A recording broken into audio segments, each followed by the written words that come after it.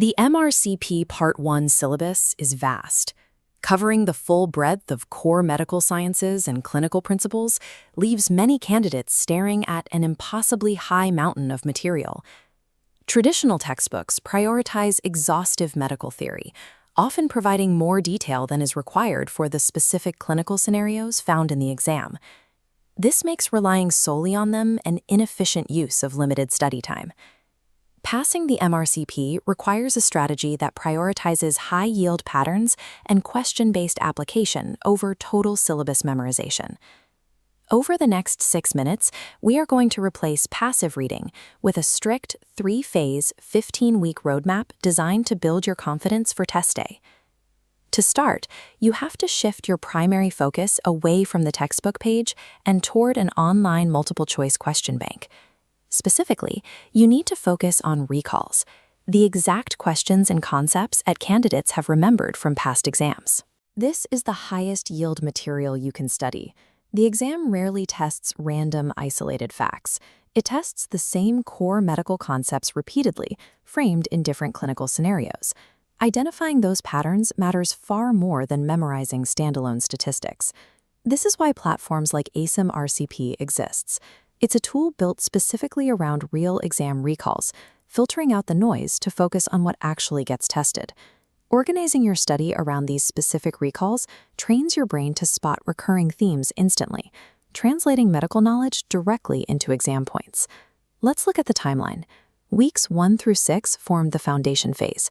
You will still read during this phase to establish a conceptual baseline, grasping the mechanics rather than rushing. But you cannot stop at reading. You must start to solve practice questions concurrently. If you read a chapter on cardiology, you answer cardiology questions that same day. Pairing the questions with the text bridges the gap. It forces you to apply passive theory to active clinical problems before you have a chance to forget the material. Once your foundation is set, you enter the intensive practice phase for weeks 7 through 12. Here, you will dramatically increase your daily volume of recall-based questions. Solving MCQs shifts from being a supplement to your primary daily task. As you ramp up the volume, you will hit a common pitfall: answering a question correctly, feeling satisfied, and moving on without reading the explanation. You have to review every single explanation, even for the answers you get right. A correct guess for the wrong reason will hurt you on the actual exam. Consistently reviewing these explanations corrects your underlying logic.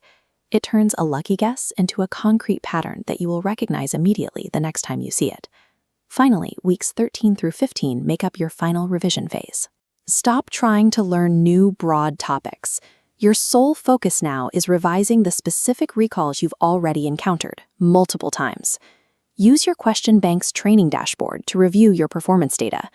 Isolate the specific subjects where your accuracy is lowest, and dedicate your review time strictly to those areas. Your final days must be spent running full mock exams under strict timed conditions.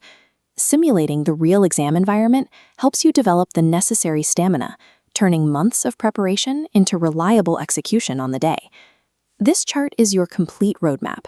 You start by building the foundation, scale your volume during intensive practice, and refine your weak points in final revision.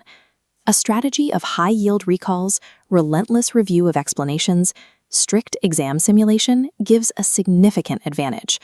Open your calendar right now. Count backward 15 weeks from your exam date and physically block out the start and end dates for each of these 3 phases. Then log into your question bank and complete your very first batch of practice questions today to build that initial momentum. Following this structured plan removes the guesswork from your preparation.